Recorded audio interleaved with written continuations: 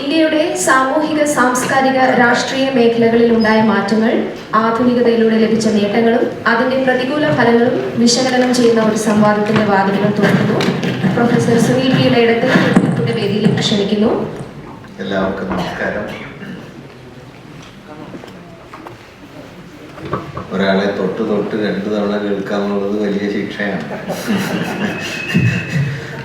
ആ ശിക്ഷ അനുഭവിക്കാൻ നിങ്ങൾക്കൊരു യോഗം ഉണ്ടെന്ന് കരുതിയാൽ മതി. ഞാനിങ്ങനെ ഇരിക്കുമ്പോൾ ഞങ്ങളുടെ തലമുറയെ കവിതയിലേക്കും ചരിത്രത്തിൻ്റെ ആഴത്തിലേക്കും ഒക്കെ കൊണ്ടുപോയ അത്ര ഗഹനതയുള്ള ശബ്ദത്തിലൂടെ ഞാനിങ്ങനെ കടന്നു പോവുകയായിരുന്നു. 84-ലാണ് ബാലേന്ദ്രൻ ചുള്ളിക്കാടിൻ്റെ കവിത ഞങ്ങൾ ആദ്യമായിട്ട് കേൾക്കുന്നത്. ഞാനാദ്യമായി കേൾക്കുന്നത് യാത്രാമൊഴി, പിന്നെ മാപ്പുസാക്ഷിയും സന്ദർശനവും ഒക്കെയായി, ഗസലും ഒക്കെയായി എത്രയോ കവിതകളിലൂടെയാണ് ഞങ്ങളുടെ തലമുറയെ കാവ്യ ഭാഷയിലേക്കും മനുഷ്യവംശത്തിൻ്റെ ഗഹനമായ അനുഭവ സാന്ദ്രതയിലേക്കുമൊക്കെ ബാലേന്ദ്രൻ്റെ കവിത കൂട്ടിക്കൊണ്ടുപോയത്. അതിൻ്റെ മായികതയിൽ ഇങ്ങനെ മുങ്ങിയിരുന്ന ഒരു സന്ദർഭത്തിന് ശേഷമാണ് വാസ്തവത്തിൽ ഇപ്പം നിങ്ങളോട് സംസാരിക്കാൻ വീണ്ടും വരുന്നത്. വാസ്തവത്തിൽ അത് ഇങ്ങനെ ഒരു സംഭാഷണത്തിന് പറ്റിയൊരു സന്ദർഭമില്ല ഒരർത്ഥത്തിൽ. കവിത എന്നുള്ളത് വാസ്തവത്തിൽ ചരിത്രത്തിൻ്റെ വലിയൊരു മുഴക്കാണ്. കവിതയിലൊരു വാക്കല്ല. മനുഷ്യവംശം ആ വാക്കിൽ നിക്ഷേപിച്ച മുഴുവൻ അർത്ഥവും കവിതയിലാണ് ഉൾക്കൂടി നിൽക്കുക. അതുകൊണ്ടാണ് ബാലേന്ദ്രൻ തുടക്കത്തിൽ പറഞ്ഞ ഐ കണ്ടെയ്ൻ മൾട്ടിറ്റ്യൂഡ്സ് എന്ന് പറയുന്നത്. അതൊരാളുടെ വാക്കല്ല, ഒരു ജനതയുടെ അനുഭവം മുഴുവൻ ആ വാക്കിലുണ്ടാവും. അങ്ങനെ ഭാഷ കൊണ്ട് നമ്മുടെ ഭാവനയെയും നമ്മുടെ ജീവിതത്തെയും വളരെ വലുതാക്കിയ മലയാളത്തിലാവും വലിയ കവികളുടെ ഒരാളെയാണ് നമ്മൾ കേട്ടുകൊണ്ടിരുന്നത്. അങ്ങനെ ഒരു സന്ദർഭം ഒരുപക്ഷെ സമീപകാലത്തൊന്നും എനിക്ക് കിട്ടിയിട്ടില്ല, നാട്ടിൽ വേറെ ഉണ്ടായിട്ടില്ല എന്നാണ് ഞാൻ കരുതുന്നത്. അതിന് ഞാൻ പ്രത്യേകം നന്ദി പറയുന്നു. ആധുനിക ഭാരതത്തിൻ്റെ പരിണാമങ്ങൾ എന്ന വിഷയത്തെക്കുറിച്ചാണ് ഇവിടെ സംസാരിക്കേണ്ടത്. ആധുനികതയിലേക്കുള്ള ഭാരതത്തിൻ്റെ പരിണാമത്തിന് തുടക്കം കുറിച്ച 2 സംഭവങ്ങൾ ഒരേ വർഷമാണ് നടന്നത്, 1757. ഒന്ന് ശിപായി ലഹള എന്നറിയപ്പെട്ട മാർച്ച്, ഒന്നാം ഇന്ത്യൻ സ്വാതന്ത്ര്യ സമരം എന്ന് വിശേഷിപ്പിച്ച പ്രക്ഷോഭമാണ്. അതേ വർഷം തന്നെയാണ് ഇന്ത്യയിലെ ആദ്യത്തെ 3 സർവകലാശാലകൾ സ്ഥാപിക്കപ്പെട്ടത്, ബോംബെയിലും മദ്രാസിലും കൽക്കട്ടയിലും. ആദ്യത്തേതിൻ്റെ തുടർച്ചയാണ് ഒരുപക്ഷെ രണ്ടാമത്തേത് എന്ന് പറഞ്ഞാലും തെറ്റുണ്ടാവില്ല. ഒരു ആധുനിക ഇന്ത്യയെ രൂപപ്പെടുത്താനുള്ള ബോധപൂർവമായ ശ്രമം ബ്രിട്ടൻ ആരംഭിക്കുന്നത് 57-ലെ പ്രക്ഷോഭത്തിന് ശേഷമാണ്. മെക്കാളെ മിനിറ്റ്സ് അതിനു മുമ്പ് വന്നിരുന്നെങ്കിലും മെക്കാളെ മിനിറ്റ്സിനെ ഗൗരവപൂർണമായൊരു പരിപാടിയാക്കി മാറ്റുന്നത് 57-ലെ കലാപത്തിൻ്റെ പശ്ചാത്തലത്തിലാണ്. അതുവരെ ചിതറിക്കിടന്നിരുന്ന നാട്ടുരാജ്യങ്ങളും മതത്തിൻ്റെയും ജാതിയുടെയുമായ പിടിമുറുക്കങ്ങളും ഒക്കെയുള്ള ഒരു രാഷ്ട്രം എന്ന നിലയ്ക്ക് വിശേഷിപ്പിക്കാൻ വലിയ അടിസ്ഥാനങ്ങളൊന്നും ഇല്ലാതിരുന്ന ഒരിടത്തു നിന്നാണ് ആധുനികമായൊരു സമൂഹത്തിലേക്കും രാഷ്ട്രത്തിലേക്കുമുള്ള ഇന്ത്യയുടെ സഞ്ചാരം ആരംഭിക്കുന്നത്. അത് 19-ാം നൂറ്റാണ്ടിൻ്റെ പകുതിയോടെയാണ്. അതിനു മുമ്പ് അഖില ഭാരതീയ വ്യാപ്തിയുള്ള ചില പ്രഭാവങ്ങൾ ഉണ്ടായിരുന്നു. പക്ഷെ അവയ്ക്ക് ഇന്ത്യക്കാരെ മുഴുവൻ കൂട്ടിയിണക്കാനുള്ള കഴിവും കരുത്തുമൊന്നും ഉണ്ടായിരുന്നു എന്ന് കരുതിക്കൂടാ. ഒന്ന് ബുദ്ധ സംസ്കാരമായിരുന്നു. ഇന്ത്യൻ ജീവിതത്തിൻ്റെ കീഴ്ത്തട്ട് വരെ പടർന്നു കയറിയ ബൗദ്ധ പാരമ്പര്യം ഇന്ത്യയിലുണ്ടായിരുന്നു. പക്ഷേ ഒരു രാഷ്ട്രം എന്ന നിലയ്ക്കോ ഒരു ഏകീകൃത ജനത എന്ന നിലയ്ക്കോ ഇന്ത്യയെ കോർത്തിണക്കാൻ അതിന് കഴിയുമായിരുന്നില്ല. വൈദിക സംസ്കാരവും ഒട്ടൊക്കെ ഇന്ത്യയുടെ എല്ലാ കോണുകളിലേക്കും ചെന്നെത്തിയ ഒന്നായിരുന്നു. അത് പക്ഷേ അതിൽ തന്നെ നിലീനമായ ജാതിബന്ധങ്ങളെ കൊണ്ട് സമൂഹത്തിലെ മഹാഭൂരിപക്ഷം പേരെയും മനുഷ്യരെന്ന പദവിക്ക് പുറത്തേക്ക് മാറ്റി നിർത്തുന്ന നിലയിലാണ് പ്രവർത്തിച്ചത്. അതുകൊണ്ട് എല്ലാവരും ഉൾപ്പെടുന്ന ഒരു ദേശീയത എന്ന സങ്കല്പത്തിലേക്ക്, ദേശരാഷ്ട്രം എന്ന സങ്കല്പത്തിലേക്ക് ഇന്ത്യക്ക് കടന്നു വരാൻ പിന്നെയും ഏറെക്കാലം കാത്തിരിക്കേണ്ടതായി വന്നു. ഇന്ന് നമ്മൾ വളരെ ചിരപുരാതനമായ ഭാരതീയ സംസ്കാരം എന്നെല്ലാം പൊതുവെ പറയുമെങ്കിലും വാസ്തവത്തിൽ ആലങ്കാരികമായ പ്രയോഗരൂപം എന്നതിനപ്പുറം അതിന് ആഴത്തിൽ വേരുണ്ട് എന്ന് കരുതാൻ പ്രയാസമാണ്. 19-ാം നൂറ്റാണ്ടിൻ്റെ രണ്ടാം പകുതിയോടെയാണ് ആധുനികം എന്ന് വിളിക്കാവുന്ന ഉള്ളടക്കത്തിലേക്ക് ഇന്ത്യ പരിണമിക്കുന്നത്. ആ പരിണാമ പ്രക്രിയ വളരെ സങ്കീർണമാണ്. കാരണം ഇന്ത്യയിൽ ആധുനികത വരുന്നത് തന്നെ കോളനി ബന്ധങ്ങൾ വഴിയാണ്, ബ്രിട്ടീഷ് അധികാരം വഴിയാണ്. ആധുനികതയെ സ്വാംശീകരിച്ചവർക്ക് അതുകൊണ്ട് തന്നെ ഒരു പിളർപ്പിനെ അഭിമുഖീകരിക്കേണ്ടിയിരുന്നു. കാരണം ആധുനികത സ്വാഭാവികമായി രാജ്യത്തിൻ്റെ അനുഭവമായി വികസിച്ചു വരികയല്ല ചെയ്തത്, അത് അധിനിവേശത്തിൻ്റെ ഉൽപ്പന്നമായാണ് വന്നത് എന്നതുകൊണ്ട് അതിനെ പരിപൂർണമായി ഏറ്റെടുക്കാനോ പരിപൂർണമായി നിരാകരിക്കാനോ കഴിയാത്ത ഒരുതരം ആന്തരികമായ പിളർപ്പിലൂടെയാണ് ഇന്ത്യൻ മധ്യവർഗം ആധുനികതയിലേക്ക് പ്രവേശിച്ചത്. ഒരു പൊളിറ്റിക്കൽ സ്കിസോഫ്രീനിയ എന്ന് പറയാവുന്ന രാഷ്ട്രീയമായൊരു വിഭക്ത വ്യക്തിത്വം മുഴുവൻ ആധുനിക മനുഷ്യരും ഇന്ത്യയിൽ നേരിടേണ്ടതായി വന്നത് അങ്ങനെയാണ്. ഇന്നും അതിൻ്റെ പിടിമുറുക്കത്തിൽ നിന്ന് നാം പുറത്തു വന്നിട്ടില്ല. അതുകൊണ്ടാണ് ആധുനികത എന്നത് മിക്കവാറും ഇന്ത്യയെ സംബന്ധിച്ച് ഉപകരണപരമായി തുടരുന്നതും അവബോധപരമായി പ്രവർത്തിക്കാത്തതും. നമുക്ക് ആധുനികതയുടെ എല്ലാ സാങ്കേതിക സജ്ജീകരണങ്ങളും ഉപകരണങ്ങളും യന്ത്രസാമഗ്രികളും പണവും ജീവിത സൗകര്യങ്ങളും ഒക്കെ ഉണ്ടെങ്കിലും ആധുനികതയുടെ ജീവിത മൂല്യത്തെ സ്വാംശീകരിക്കുന്നതിൽ ഏതാണ്ട് സമ്പൂർണമായി പരാജയപ്പെട്ട ഒരു ജനതയായി നാം തുടരുന്നത് ചരിത്രപരമായ ഈ വൈരുദ്ധ്യം കൊണ്ടുകൂടിയാണ്.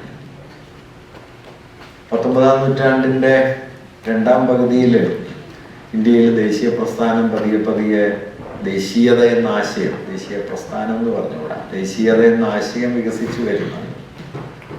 ആ ദേശീയതാ സങ്കല്പം ഉന്നത വിദ്യാഭ്യാസം കൈവന്ന മധ്യവർഗത്തിൻ്റെ ഉപരിവർഗത്തിൽപ്പെട്ടവരുടെ രാഷ്ട്രീയമായ ഒരാശയ വ്യവസ്ഥ എന്ന നിലയിലാണ് ആദ്യം നിലവിൽ വന്നത്. അതിനൊരു ഭൗതിക അടിസ്ഥാനമോ അതിനൊരു പ്രയോഗരൂപമോ ഒന്നും ഉണ്ടായിരുന്നില്ല. ബ്രിട്ടീഷ് വിദ്യാഭ്യാസം കൈവരിച്ച ആധുനികമായ രാഷ്ട്രമീമാംസാ തത്വങ്ങളുമൊക്കെയായി പരിചയം നേടിയ ഒരു ജനത, ചെറിയൊരു ജനവിഭാഗം, അവരുടെ ഒരു ആശയാവസ്ഥ എന്ന നിലയിൽ ആ ദേശീയതയെ പതിയെ മനസ്സിലാക്കാൻ തുടങ്ങുന്നു എന്ന് മാത്രം. എന്നാൽ 1890-കൾ മുതൽ 1920-കൾ വരെയുള്ള ഒരു 10-30 വർഷം കൊണ്ട് ദേശീയതയുടെ ഈ ഒന്നാം പടവിൽ നിന്ന് അടുത്തൊരു പടവിലേക്ക് ഇന്ത്യ എന്ന രാഷ്ട്രഭാവന ചുവടുവെക്കുകയും ദേശീയതയ്ക്കൊരു ജനകീയമായ അടിത്തറ കൈവരുകയും ചെയ്തു എന്ന് പറയാം. മനുഷ്യർ ഏറ്റെടുത്ത ഒരാശയമായി ദേശീയത മാറാൻ തുടങ്ങി. ഞങ്ങൾ ഇന്ത്യക്കാർ എന്ന ബോധം പതിയെ ഒരു കൂട്ടം ആളുകളിൽ കൈവരുന്ന കാലം ഇതാണ്. ആ നിലയിൽ ഒരാശയം എന്നതിൽ നിന്ന് ഭൗതിക ശക്തി എന്ന നിലയിലേക്ക് ഇന്ത്യ പരിണമിക്കുന്ന ഘട്ടമാണ് 19-ാം നൂറ്റാണ്ടിൽ നിന്ന് 20-ാം നൂറ്റാണ്ടിലേക്കുള്ള പരിവർത്തന ഘട്ടം. പക്ഷെ ആ ദേശീയതാ സങ്കല്പത്തിനും അത് ജന്മം നൽകിയ രാഷ്ട്രഭാവനയ്ക്കും മൗലികമായി വലിയൊരു പരാധീനതയുണ്ടായിരുന്നു. ആ ദേശീയതാ സങ്കല്പത്തിൻ്റെ അടിപ്പടവ് മതമായിരുന്നു എന്നതാണ്. മതാത്മകമായിട്ട് വിഭാവനം ചെയ്യപ്പെട്ട രാഷ്ട്രമാണ് അന്നുണ്ടായിരുന്നത്. അതിൻ്റെ വലിയ നേതാവായിരുന്നു തിലകൻ. തിലകൻ മാത്രമല്ല, ഏറെക്കുറെ ആ കാലത്തെ മുഴുവൻ സ്വാതന്ത്ര്യ പ്രക്ഷോഭകരും, അരവിന്ദ് ഘോഷ്, ലാലാ ലജ്പത് റായ്, ബിപിൻ ചന്ദ്രപാൽ, അങ്ങനെ എണ്ണിയെടുക്കാവുന്ന എല്ലാവരും ഏറിയ പങ്കും മതത്തെ മുൻനിർത്തുന്ന ഒരു ദേശഭാവനയാണ് അന്ന് മുൻപോട്ട് വെച്ചത്. ആ ദേശഭാവനയുടെ പിടിമുറുക്കം ഇപ്പോഴും പൂർണ്ണമായി അഴിഞ്ഞു പോയതും ഇല്ല. ആ പിളർപ്പ് ഇപ്പോഴും തുടരുന്നു. ഒരുപക്ഷെ ഇന്ത്യൻ ദേശീയ പ്രസ്ഥാനത്തിൽ നിന്ന് ഇന്ത്യയിലെ ന്യൂനപക്ഷങ്ങളെ അകറ്റി മാറ്റുന്ന ഒരു ഘടകമായി തുടക്കം മുതലേ ഈ വിഭജനം ഉണ്ട്. സർ സയ്യിദ് അഹമ്മദ് ഖാൻ ദേശീയ പ്രസ്ഥാനത്തിൽ പങ്കെടുക്കാതിരിക്കാൻ ആഹ്വാനം നൽകുകയും അദ്ദേഹം അലിഗഡ് സർവകലാശാല സ്ഥാപിക്കുകയും ബ്രിട്ടീഷ് വിദ്യാഭ്യാസവും ബ്രിട്ടീഷുകാരുമായുള്ള സഹകരണവും വഴി ആധുനികതയിലേക്ക് കാലൂന്നാൻ ഇന്ത്യയിലെ ന്യൂനപക്ഷങ്ങളോട് ആവശ്യപ്പെടുകയും ഒക്കെ ചെയ്യുന്നത് ഈ ഘട്ടത്തിലാണ്. തിലകനെ പോലുള്ളവരാകട്ടെ സ്വാതന്ത്ര്യം എന്നത് ഹിന്ദു മതത്തിൻ്റെ ഒരു ഉണർവായി സങ്കല്പിക്കുകയും ഹൈന്ദവമായ ഉത്സവങ്ങളെയൊക്കെ സ്വാതന്ത്ര്യ പ്രക്ഷോഭവുമായി കൂട്ടിയിണക്കുകയും ചെയ്തു. അതുകൊണ്ട് ദേശീയത എന്ന സങ്കല്പം ആധുനിക രാഷ്ട്രത്തിലേക്കുള്ള ഇന്ത്യയുടെ ആദ്യത്തെ ചുവടുവയ്പ്പിനുള്ളിൽ തന്നെ വലിയ ഒരു വിഭജിതാവസ്ഥ കൂടി ഉണ്ടായി. ഒരു അപരവൽക്കരണത്തിൻ്റെ യുക്തി ദേശീയതയോടൊപ്പം തന്നെ ഇന്ത്യയിൽ രംഗപ്രവേശം ചെയ്യുകയും ചെയ്തു. ഇത് പലതരത്തിലുള്ള പ്രത്യാഘാതങ്ങൾ പിൽക്കാലത്തുണ്ടായി. ഇപ്പോൾ പാർത്ഥ ചാറ്റർജിയെ പോലുള്ളവർ പറയുന്ന ഒരു കാര്യം, ഈ മതാത്മകമായ അന്തരീക്ഷത്തിൽ ആധുനികതയിലേക്ക് ചുവടുന്നിയതുകൊണ്ട് അധിനിവേശം നമ്മുടെ ആധുനികതയുടെ ഉള്ളടക്കത്തെ ആഴത്തിൽ സ്വാധീനിച്ചതുകൊണ്ട് ഇന്ത്യൻ ആധുനികത ഒരു തലത്തിൽ അകമേ പിളർന്നാണ് രൂപപ്പെട്ടത് എന്ന് അദ്ദേഹം പറയുന്നുണ്ട്. അതായത് പൊതുജീവിതത്തിൽ എല്ലാ മൂല്യങ്ങളും അധിനിവേശത്തിന്റെ പിടിയിൽ അകപ്പെട്ടതോടെ സാമ്പത്തികവും സാമൂഹികവും രാഷ്ട്രീയവും ഭരണപരവുമായ മണ്ഡലങ്ങളൊക്കെ കൊളോണിയൽ ആധിപത്യത്തിന് വിധേയമായതോടെ കോളനി അധികാരത്തിന് കീഴ്പ്പെടാത്ത തികച്ചും തദ്ദേശീയമായ തങ്ങളുടേതു മാത്രമായ ഒരു സവിശേഷ മണ്ഡലം വിഭാവനം ചെയ്യാൻ ഇന്ത്യൻ മധ്യവർഗം ശ്രമിക്കുകയും അങ്ങനെ ഒരു സവിശേഷമായ മണ്ഡലമായി തങ്ങളുടെ സംസ്കാരം എന്ന ഒന്നിനെ അവർ സങ്കല്പിക്കുകയും ആ സംസ്കാരത്തിൻ്റെ പ്രവൃത്തി മേഖല, സംസ്കാരത്തിൻ്റെ ഈ വിശേഷ മണ്ഡലം നിലനിൽക്കുന്ന ഇടം വീടുകളാണ്, ഗാർഹികതയാണ് എന്ന് കരുതുകയും ഈ ഗാർഹികതയുടെ കൈകാര്യകർത്തൃത്വം സ്ത്രീകൾക്കാണ് എന്ന് നിർദ്ദേശിക്കുകയും ചെയ്തു. ഇങ്ങനെയാണ് ഇന്ത്യയിലെ മധ്യവർഗ വീട്ടമ്മ എന്ന സങ്കല്പം ചരിത്രപരമായി രൂപപ്പെട്ടത്. നമ്മുടെ കുലീന സ്ത്രീയുടെ ജീനിയോളജിയാണ് ഞാനീ പറയുന്നത്. അതിപ്പോൾ തുടങ്ങിയതല്ല, അതിന് 1.5 നൂറ്റാണ്ടിൻ്റെ ചരിത്രമുണ്ട്. അതുകൊണ്ട് ഗാർഹികതയുടെ മണ്ഡലം പൊതുരാഷ്ട്രീയത്തിൽ നിന്ന് പുറത്ത്, സാമൂഹികമായ സമ്മർദ്ദങ്ങൾക്കും പരിവർത്തനങ്ങൾക്കും ഒക്കെ പുറത്ത് പൗരാണികമായ ഒരു മൂല്യവ്യവസ്ഥയുടെ പിന്തുടർച്ച അഭംഗുരം നിലനിർത്തുന്ന ഒരു ആന്തരിക ലോകമായി, ബാഹ്യലോകമാകട്ടെ സമ്പത്തിൻ്റെയും അധികാരത്തിൻ്റെയും തൊഴിലിൻ്റെയും സാമൂഹ്യ പരിവർത്തനങ്ങളുടെയും ഒക്കെ മേഖലയായി. അതുകൊണ്ട് പുറത്തുള്ളതൊന്നും അകത്തു വന്നില്ല. പ്രൊഫസർ കെ എൻ പണിക്കർ പറയും, നമ്മുടെ ആധുനികത ചെരുപ്പിട്ട് വീട്ടിൽ കയറുന്നത് പോലെയാണ് എന്ന് പറയും. നമ്മൾ റോട്ടിൽ ചെരുപ്പിട്ട് നടക്കുകയും വീട്ടിൽ കയറുമ്പോൾ ചെരുപ്പ് ഊരി വയ്ക്കുകയും ചെയ്യുന്നത് പോലെ നമ്മൾ ആധുനികരായത് വീടിന് പുറത്താണ്. വീടിനകത്തേക്ക് ചെരുപ്പഴിച്ചു വെച്ച് കയറുന്നത് പോലെ ആധുനികതയുടെ എല്ലാ അവബോധത്തെയും പുറത്തു വെച്ച് നമ്മൾ വീട്ടിലേക്ക് കയറുന്നു. പുറത്ത് ഉപേക്ഷിച്ചതെല്ലാം അകത്തുണ്ട്.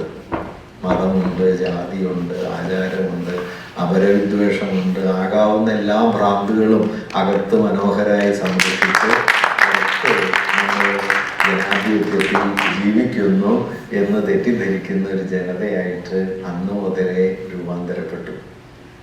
മതാത്മകമായി വികസിച്ചു വന്ന ഈ രാഷ്ട്രം പടിപടിയായി ഉയരുമായിരുന്നു. തിലകന്റെ അടുത്ത വലിയ അനുയായിയായി സവർക്കർ അന്നേ രൂപപ്പെടുമായിരുന്നു. അതിന് തടയിട്ടുകൊണ്ട് 1915 ജനുവരി 9 ഗാന്ധി ബോംബെയിൽ കപ്പലിറങ്ങി.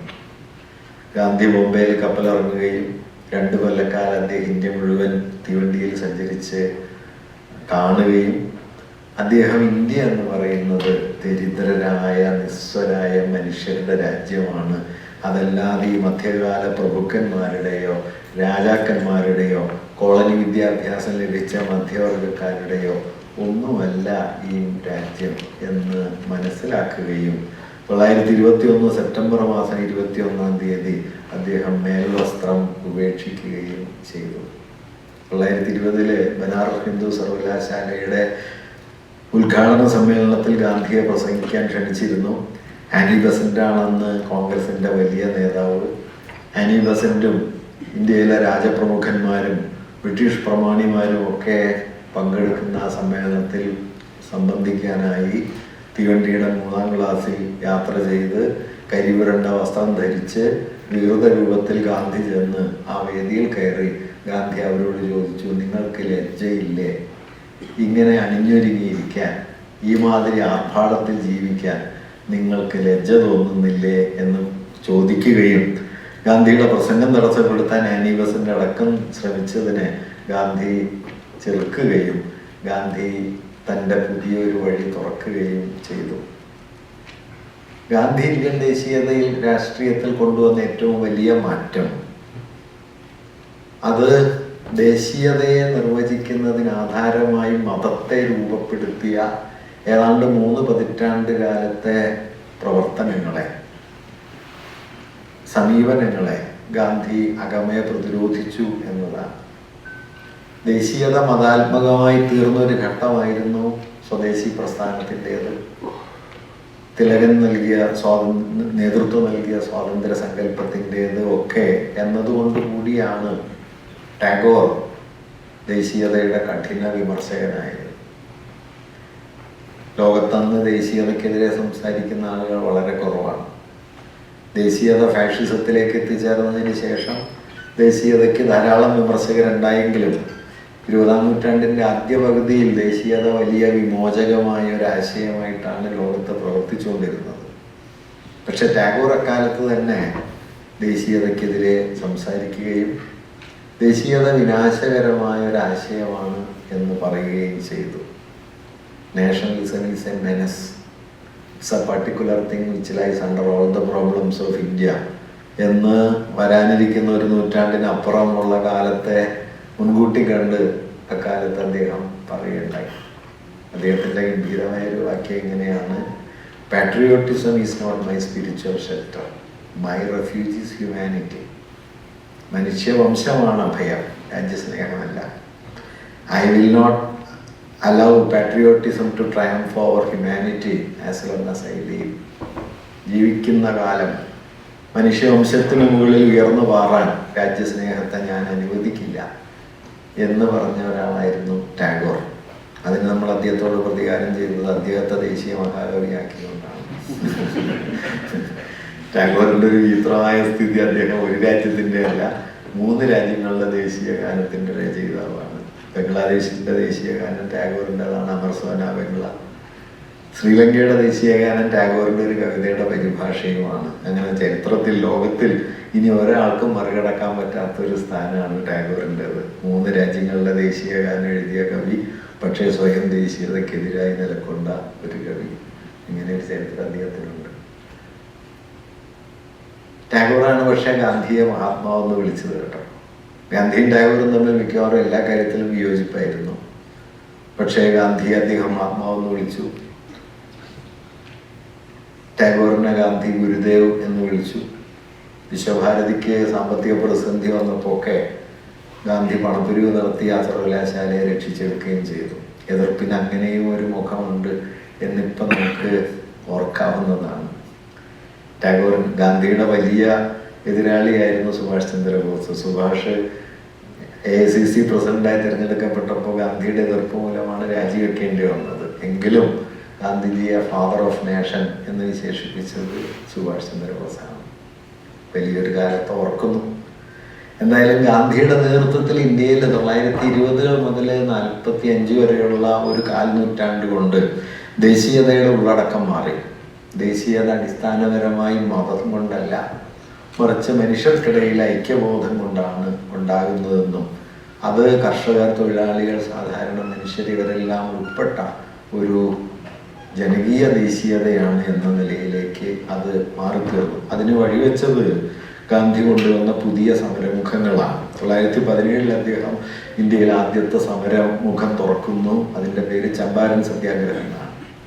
ചമ്പാരനിൽ ഗാന്ധി ഉന്നയിച്ച മുദ്രാവാക്യം ബ്രിട്ടീഷുകാർ ഇന്ത്യ വിട്ടു പോകണം എന്നൊന്നുമല്ല. ചമ്പാരനിലാണ് ഗാന്ധി ആദ്യമായിട്ട് പറഞ്ഞത് കർഷകർക്ക് വിളവിന് വില കിട്ടണം. അതുവരെ കർഷകർ എന്ന ഒരു വിഭാഗം ഇന്ത്യൻ സ്വാതന്ത്ര്യ സമരത്തിന്റെ ചിത്രത്തിൽ എവിടെയും ഇല്ലായിരുന്നു. തൊഴിലാളികളില്ലായിരുന്നു. ഉള്ളത് വേലുത്തമ്പി ദളവ, പഴശ്ശി രാജാവ്, താന്തിയ തോപ്പി, ഝാൻസി റാണി എന്നൊക്കെ പറയുന്ന മധ്യകാലത്തെ രാജാധികാരത്തിൻ്റെയോ ഭൂപ്രഭുത്വത്തിൻ്റെയോ അവശിഷ്ട ബിംബങ്ങളാണ് ഇതിൻ്റെ നേതൃത്വത്തിലുണ്ടായിരുന്നത്. ഗാന്ധി പറഞ്ഞു കർഷകർ, തൊഴിലാളികൾ, സാധാരണ മനുഷ്യർ, അവർക്ക് അർഹമായ ജീവിതം ഉറപ്പുവരുത്തുന്നതിൻ്റെ പേരാണ് സ്വാതന്ത്ര്യം.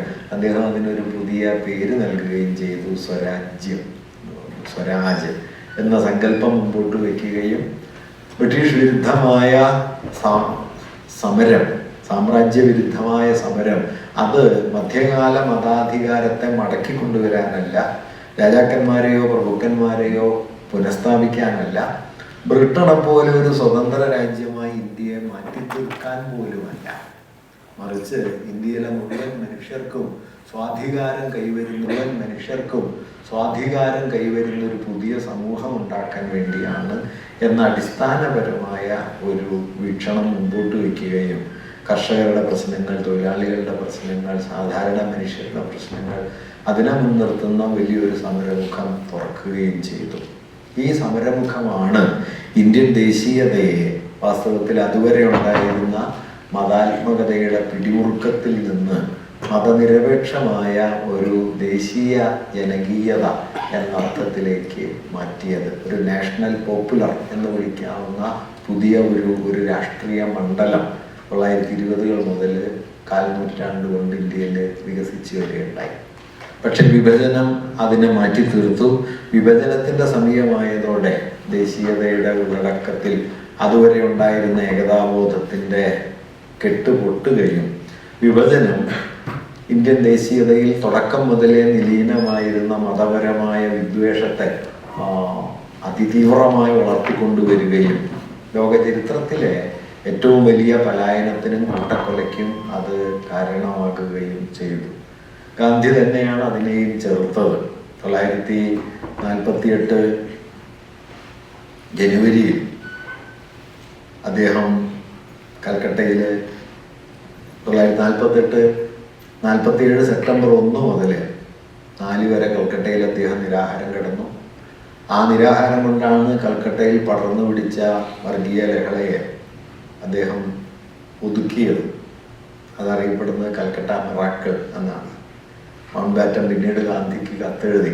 ആ കത്തിൽ മൗണ്ട് ബാറ്റൻ പറഞ്ഞു, പഞ്ചാബിൽ ഞങ്ങളുടെ സൈന്യത്തിൽ 60,000-ത്തിലധികം പട്ടാളക്കാർ, അതിൻ്റെ എത്രയോ മടങ്ങ് ശവശരീരങ്ങളുമാണ് ഉണ്ടായിരുന്നത്. കൽക്കട്ടയിൽ ഞങ്ങളുടെ സൈന്യത്തിൽ ഒരാൾ മാത്രമേ ഉണ്ടായിരുന്നുള്ളൂ. മഹാത്മാവേ അങ്ങേക്ക് നന്ദി എന്ന് അദ്ദേഹം കത്തെഴുതുകയും ചെയ്തു. 4 ദിവസത്തെ നിരാഹാരം കൊണ്ട് തമ്മിൽ വെട്ടിക്കൊല്ലാൻ ഒരുങ്ങി നിന്ന 10,000-കണക്കിന് മനുഷ്യരെ നിരായുധരാക്കാൻ ഗാന്ധിക്ക് കഴിഞ്ഞു. സെപ്റ്റംബർ 7-ാം തീയതി ഗാന്ധി കൽക്കട്ടയിൽ നിന്ന് ഡൽഹിയിലേക്ക് വണ്ടി കയറി. സെപ്റ്റംബർ 9-ന് ഗാന്ധി ഡൽഹിയിലെത്തി. ഡൽഹിയിലെത്തുന്നത് ഗാന്ധി ഡൽഹിയിൽ താമസിക്കാൻ വേണ്ടിയായിരുന്നില്ല, കലാപം പടർന്നു പിടിച്ച പഞ്ചാബിലെത്താൻ വേണ്ടിയായിരുന്നു. പക്ഷേ ഡൽഹി അപ്പോഴേക്കും കലാപത്തിൻ്റെ പിടിയിൽപ്പെട്ട് കഴിഞ്ഞിരുന്നു. ഗാന്ധി താൻ വന്നിറങ്ങിയ ദിവസത്തെക്കുറിച്ച് പിന്നീട് പറഞ്ഞത് the city of the dead എന്നാണ്, മരിച്ചവരുടെ നഗരം. ഡൽഹി കൈവിട്ടാൽ പിന്നെ ഇന്ത്യയെ തിരിച്ചു പിടിക്കാൻ കഴിയില്ല എന്ന് മനസ്സിലാക്കിയിരുന്നു ഗാന്ധി. അതുകൊണ്ട് അദ്ദേഹം ഡൽഹിയിൽ തുടരാൻ തീരുമാനിച്ചു. അവസാനത്തെ 144 ദിവസം ഗാന്ധി ഡൽഹിയിലായിരുന്നു. വന്ന ദിവസം തന്നെ അദ്ദേഹം ഹുമയൂൺ ടൂമ്പിൽ പോകുന്നുണ്ട്, പലയിടങ്ങളിൽ പോകുന്നുണ്ട്. അഭയാർത്ഥികൾ തിങ്ങി നിറഞ്ഞ, മനുഷ്യരുടെ ജീവിതത്തിന്, ഈച്ചയുടെ ജീവിതത്തിൻ്റെ വില പോലും ഇല്ലാത്ത, കബന്ധങ്ങൾ ചെതറിക്കിടക്കുന്ന, ചോരപ്പുഴ ഒഴുകുന്ന ഒരു നഗരമായി ഡൽഹി മാറിക്കഴിഞ്ഞിരുന്നു. തന്നെ സ്വീകരിക്കാൻ വന്ന വല്ലഭായ് പട്ടേലിനെ കുറിച്ച് ഗാന്ധി ഡയറിയിൽ എഴുതി, സർദാർ എന്നും തല ഉയർത്തിയാണ് നടക്കാറ്, ഇന്ന് പക്ഷേ സർദാർ തല താഴ്ത്തിയാണ് നടന്നത്. ഗാന്ധി ഡൽഹിയിലെ കലാപം അവസാനിപ്പിക്കാൻ വേണ്ടി കഠിനമായ പരിശ്രമങ്ങളിൽ ഏർപ്പെട്ടു. ആ പരിശ്രമങ്ങളുടെ അവസാനം എന്ന നിലയിലാണ് 48 ജനുവരി 13 മുതൽ 5 ദിവസം നീണ്ടു നിൽക്കുന്ന നിരാഹാരം അദ്ദേഹം നടത്തുകയും ഡൽഹിയെ അദ്ദേഹം തിരിച്ചു പിടിക്കുകയും ചെയ്തത്. ഞാൻ കരുതുന്നത് ആ നിരാഹാരവും പിന്നാലെയുള്ള ഗാന്ധിയുടെ രക്തസാക്ഷിത്വവും ഇല്ലായിരുന്നുവെങ്കിൽ ഒരു സ്വതന്ത്ര ഇന്ത്യ എന്നത് 1-2 വർഷത്തിനകം നിലം പരിശായി പോകുമായിരുന്നു. നമ്മുടെ കാലത്തെ വലിയ സാമൂഹ്യ ചിന്തകരിൽ ഒരാൾ കൂടിയായ കവിയായ PN ഗോപീകൃഷ്ണൻ അതേക്കുറിച്ച് പറയാനുള്ള ഒരു വാക്യം, ഒരു രക്തരക്ഷസിന്റെ വായിൽ നിന്ന് പുതുതായി ജനിച്ച ഒരു കുഞ്ഞിനെ രക്ഷിച്ചെടുക്കുന്നത് പോലെ സ്വാതന്ത്ര്യത്തിലേക്ക് ചുവടുവെച്ച ഇന്ത്യയെ വർഗീയതയുടെ ദംഷ്ട്രകളിൽ നിന്ന് ഗാന്ധിയാണ് രക്ഷിച്ചെടുത്തത്. 48 ജനുവരി 29 രാത്രി ഗാന്ധി വലിയ അനാരോഗ്യത്തിലാണ്. അദ്ദേഹത്തിന് മരുന്ന് തയ്യാറാക്കുന്നുണ്ട് മനു, അദ്ദേഹത്തിൻ്റെ സഹായിയായ പെൺകുട്ടി. നാളേക്കുള്ള മരുന്നാണ് തയ്യാറാക്കിയത്, അതുകൊണ്ടാണ് വൈകുന്നേരത്തെ പ്രാർത്ഥനാ യോഗത്തിന് വരാതിരുന്നത് എന്ന് പറഞ്ഞ സമയത്ത് ഗാന്ധി പറയുന്നുണ്ട്, നാളത്തെ കാര്യം നിനക്ക് നാളെ തീരുമാനിക്കാമല്ലോ. എന്നിട്ട് മനുവിനോട് ഗാന്ധി പറയുന്ന ഒരു വാക്യം, ഞാൻ ഏതെങ്കിലും രോഗബാധ മൂലമാണ് മരിക്കുന്നതെങ്കിൽ ഞാനൊരു കപട മഹാത്മാവായിരുന്നു എന്ന് നീ ലോകത്തോട് പറയണം. അതിൻ്റെ പേരിൽ ലോകം നിന്നെ പഴി പറയും, പക്ഷേ എങ്കിലും അത് പറയണം. മറിച്ച് കഴിഞ്ഞ ആഴ്ചയിൽ എന്ന പോലെ ആരെങ്കിലും എനിക്ക് നേരെ ബോംബെറിയുകയോ ആരെങ്കിലും എൻ്റെ മാറിന് നേരെ നിറയൊഴിക്കുകയോ ചെയ്യുകയും ചുണ്ടിലൊരു ഞരക്കം പോലും ഇല്ലാതെ ചുണ്ടിൽ ദൈവനാമത്തോടെ ഞാനത് ഏറ്റുവാങ്ങുകയും ചെയ്യുകയാണെങ്കിൽ ഞാനൊരു യഥാർത്ഥ മഹാത്മാവായിരുന്നു എന്ന് നീ ലോകത്തോട് പറയണം. ഇത് 1948 ജനുവരി 29 രാത്രി 9 മണിക്ക് ശേഷം ഗാന്ധി മനുവിനോട് പറയുന്ന വാക്യങ്ങളാണ്. തുടർന്ന് തൻ്റെ മകനുമായി ദേവദാസ് ഗാന്ധിയുമായി കുറച്ചു നേരം ഗാന്ധി സംസാരിക്കുന്നുണ്ട്. അത് കഴിഞ്ഞ് അദ്ദേഹം ഉറങ്ങാൻ പോകുന്നു. പിറ്റേന്ന് വൈകുന്നേരം 5:17 ഗാന്ധി ജീവിതത്തിൽ നിന്ന് വിടവാങ്ങി. ആ രക്തസാക്ഷിത്വം ഇല്ലായിരുന്നുവെങ്കിൽ വാസ്തവത്തിൽ ഇന്ത്യ അതിജീവിക്കുമായിരുന്നോ എന്നത് സംശയമാണ്. ഇന്ത്യക്ക് തുടരാൻ കഴിയുമായിരുന്നില്ല. അത്രമേൽ വിഷലിപ്തമായി കഴിഞ്ഞ, അത്രമേൽ വിദ്വേഷം പടർന്ന, അത്രമേൽ പക പെരുകിയ, തമ്മിൽ കൊന്നൊടുക്കാൻ സമ്പൂർണമായി തയ്യാറായി നിന്ന ഒരു ജനതയെയാണ് തൻ്റെ ജീവൻ കൊണ്ട് ഗാന്ധി പിടിച്ചു കെട്ടിയത്. അത് ഇന്ത്യൻ ദേശീയതയുടെ പരിണാമത്തിലെ അടുത്ത സുപ്രധാനമായ പടമായിരുന്നു. ഒരുപക്ഷെ ഹിന്ദുത്വത്തിൻ്റെ വർഗീയ അധിനിവേശത്തെ 1/4 നൂറ്റാണ്ടെങ്കിലും ചെറുത്തത് ഗാന്ധിയുടെ രക്തസാക്ഷിത്വമായിരുന്നു എന്നിന്ന് തിരിഞ്ഞു നോക്കിയാൽ കാണാൻ പറ്റും. തുടർന്ന് 50കൾ മുതൽ ഒന്നാമത്തെ തെരഞ്ഞെടുപ്പ് 51-52 കാലത്താണ് നടക്കുന്നത്. 51 ഡിസംബർ മുതൽ 52 ഫെബ്രുവരി വരെ 90 ദിവസത്തിലധികം നീണ്ട തെരഞ്ഞെടുപ്പിലാണ് ഇന്ത്യ ആദ്യത്തെ ഭരണകൂടത്തെ പാർലമെന്റിനെ തെരഞ്ഞെടുക്കുന്നത്. തുടർന്ന് 70കൾ വരെ നെഹ്റുവിയൻ എന്ന് നാം വിളിച്ചു പോരുന്ന മതനിരപേക്ഷമായ ജനാധിപത്യപരമായ ഒരു ഭരണ സംവിധാനം നിലവിൽ വരുന്നു. 46 ഡിസംബർ 9 മുതൽ 49 നവംബർ 26 വരെ ചേർന്ന ഭരണഘടനാ അസംബ്ലി ലോകത്തെ ഏറ്റവും മെച്ചപ്പെട്ട ഭരണഘടനകളിൽ ഒന്നിനെ രൂപപ്പെടുത്തുന്നു. ഇതിൻ്റെയൊക്കെ അടിസ്ഥാനത്തിൽ ഒരു ആധുനിക രാഷ്ട്രം എന്ന നിലയിലേക്കുള്ള നമ്മുടെ രാഷ്ട്രത്തിൻ്റെ സഞ്ചാരം ആരംഭിക്കുകയും ചെയ്യുന്നു. ഒരു 1/4 നൂറ്റാണ്ട് അത് തുടർന്നു. എങ്കിലും 70കളിൽ അതിൽ വലിയ ഒരു മാറ്റം ഉണ്ടായത് 75 പ്രഖ്യാപിക്കപ്പെട്ട അടിയന്തരാവസ്ഥയാണ്. അടിയന്തരാവസ്ഥ 2 തരത്തിലാണ് ഇന്ത്യൻ ദേശീയ രാഷ്ട്രീയത്തെ മാറ്റിയത്. ഒന്ന്, ഭരണഘടനയുടെ അടിസ്ഥാന മൂല്യങ്ങളെ തന്നെ റദ്ദാക്കുന്ന മട്ടിൽ അമിതാധികാരപരമായൊരു വാഴ്ച അതിലൂടെ രൂപപ്പെട്ടു. സ്വേച്ഛാധിപത്യത്തിൻ്റെ ഒരു പ്രയോഗ രൂപമായിട്ട് അടിയന്തരാവസ്ഥ മാറി. പക്ഷെ അതിനേക്കാൾ അപകടകരമായി തീർന്നത് ഇന്ന് തിരിഞ്ഞു നോക്കിയാൽ അടിയന്തരാവസ്ഥയാണ് ഗാന്ധി വധത്തിന് ശേഷം ഇന്ത്യൻ ദേശീയ ജീവിതത്തിൽ നിന്ന് ഏതാണ്ട് പൂർണ്ണമായി പിൻവാങ്ങി നിന്ന ഹിന്ദുത്വത്തെ മടക്കിക്കൊണ്ടുവന്നത്. അടിയന്തരാവസ്ഥക്കെതിരായ സമരത്തിൻ്റെ മറപറ്റിയാണ് ഹൈന്ദവ വർഗീയതയും അതിൻ്റെ സംഘടനാ രൂപവും ഒക്കെ ഇന്ത്യയിൽ വീണ്ടും സാമൂഹ്യ അന്തസ്സ് നേടുകയും ദേശീയ രാഷ്ട്രീയത്തിൽ പ്രവർത്തനക്ഷമത കൈവരിക്കുകയും ചെയ്തത്. സ്വേച്ഛാധികാരത്തേക്കാൾ വാസ്തവത്തിൽ അടിയന്തരാവസ്ഥ ഇന്ത്യയിൽ ഉണ്ടാക്കിയ മാരകമായ വിപത്ത് ദീർഘകാലാടിസ്ഥാനത്തിൽ ഹിന്ദുത്വത്തിൻ്റെ മടങ്ങി വരവിനുള്ള വഴി അത് തുറന്നു കൊടുത്തു എന്നതാണ്. 77 തെരഞ്ഞെടുപ്പിൽ ജനസംഘമുണ്ട്. ജനസംഘത്തിൻ്റെ നേതാവായിരുന്ന വാജ്പേയി അന്ന് വിദേശകാര്യമന്ത്രിയായി. പിന്നീട് പടിപടിയായി ഹിന്ദുത്വ രാഷ്ട്രീയം വികസിച്ചു വന്നു. 90കളോടെ ഇന്ത്യയിൽ നടപ്പാക്കപ്പെട്ട നിയോലിബറലിസം ഇന്ത്യൻ ദേശീയതയുടെ അടിസ്ഥാന സ്വഭാവത്തെ തന്നെ മാറ്റിമറിച്ചു. ഇന്ത്യൻ ദേശീയത എന്ന് പറയുന്നത് ഇന്ത്യയിലെ മുഴുവൻ ജനങ്ങളും ഭൗതികമായി പങ്കുവയ്ക്കുന്ന ഏതെങ്കിലും ഒരു മൂല്യത്തിൻ്റെ മുകളിൽ പടുത്തുയർത്തപ്പെട്ടതല്ല. ഇന്ത്യൻ ജനത അങ്ങനെ പൊതുവായി പങ്കുവയ്ക്കുന്ന എന്തെങ്കിലും ഒരു ഘടകം മുഴുവൻ ഇന്ത്യയിൽ നമുക്ക് കാണുക സാധ്യവുമല്ല. ഒരു ഭാഷ, ഒരു മതം, ഒരു സംസ്കാരം, ഒരു ഭക്ഷണം, വസ്ത്രധാരണം ഒന്നും ഇന്ത്യയിലെ മുഴുവൻ ആളുകൾക്കും ബാധ്യതയല്ല. ഇന്ത്യയിലെ 100ൽ 100 മനുഷ്യരെയും ചേർത്ത് നിർത്തുന്ന യാതൊരു ഘടകവും വാസ്തവത്തിൽ ഇന്ത്യയിലില്ല. ഉള്ളത് ഞങ്ങൾ ഇന്ത്യക്കാരാണ് എന്ന ഒരു ബോധ്യമാണ്. ആ ബോധ്യം ഒരു ആശയപരമായ അവബോധമാണ്. ആ അവബോധത്തെ രൂപപ്പെടുത്തിയതാകട്ടെ 1920കൾ മുതൽ ആരംഭിക്കുന്ന ആൻറ്റി ഇമ്പീരിയലായ സാമ്രാജ്യവിരുദ്ധമായ രാഷ്ട്രീയ സമരത്തിലൂടെ രൂപപ്പെട്ട ജനകീയമായ ഒരു ഏകതാബോധമാണ്. അതല്ലാതെ ഭൗതികമായ അടിസ്ഥാനങ്ങൾക്ക് മുകളിൽ, ഭാഷയുടെയോ മതത്തിൻ്റെയോ പൊതുവായ ഭൗതിക ആധാരങ്ങൾക്ക് മുകളിലല്ല ഇന്ത്യൻ ദേശീയത വികസിച്ചു വന്നത്.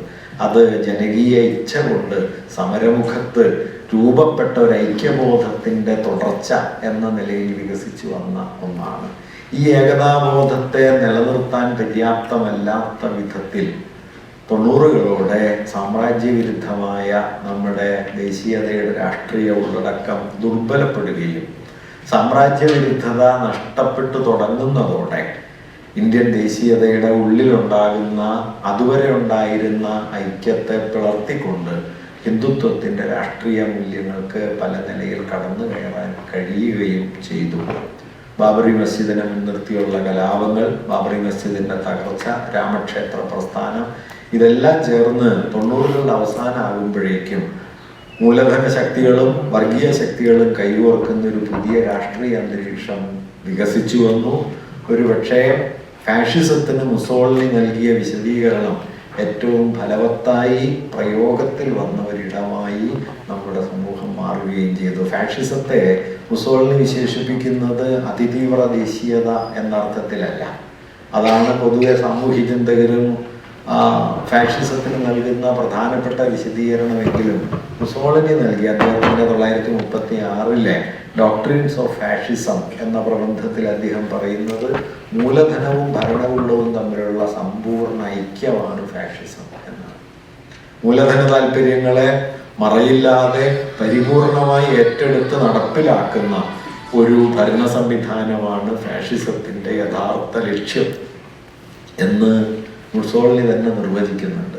ആ നിർവചനം നടപ്പിലാകുന്ന മട്ടിൽ ഒരു ഭരണ പ്രക്രിയയിലേക്ക് നമ്മൾ പതിയെ പതിയെ എത്തിച്ചേരുന്നത് 20ാം നൂറ്റാണ്ടിൻ്റെ അവസാനത്തോടെ കാണുകയും കോർപ്പറേറ്റ് മൂലധന താല്പര്യങ്ങളും ഭരണകൂട യുക്തിയും തമ്മിലുള്ള സമ്പൂർണമായ ഐക്യം ഒരു ഭാഗത്ത് ശക്തമായി ഉയർന്നു വരികയും ചെയ്യുന്നത് നമുക്ക് കാണാൻ പറ്റും. ഇന്ന് ലോകത്തിലെ 5ാമത്തെ സാമ്പത്തിക ശക്തിയാണ് ഇന്ത്യ എന്ന് പറയുകയും GDPയുടെ കാര്യത്തിൽ ചൈനയും അമേരിക്കയും റഷ്യയും ജപ്പാനും കഴിഞ്ഞാൽ, ജർമ്മനിയും കഴിഞ്ഞാൽ 5ാമത്തെ സ്ഥാനത്ത് ഇന്ത്യ ഉണ്ടെന്നും അത് 2030 3ാമത്തെ സ്ഥാനത്ത് എത്തുമെന്നും ഒക്കെ പറയുന്ന അതേ സമയത്ത് തന്നെ ഗ്ലോബൽ ഹങ്കർ ഇൻഡെക്സ് പോലുള്ള സൂചികകളിൽ 120-ാമത്തെയും 110-ാമത്തെയും ഒക്കെ സ്ഥാനത്ത് നിലനിൽക്കുന്ന ഒരു രാജ്യമായി ഇന്ത്യ മാറുകയും ചെയ്യുന്നു. സമ്പത്തിൻ്റെ ഭീമാകാരമായ വളർച്ചയ്ക്കൊപ്പം തന്നെ ദാരിദ്ര്യത്തിൻ്റെ അതിഭീമമായ വർധനവും ഒരുപോലെയുള്ള ഒരു രാജ്യമായിട്ട്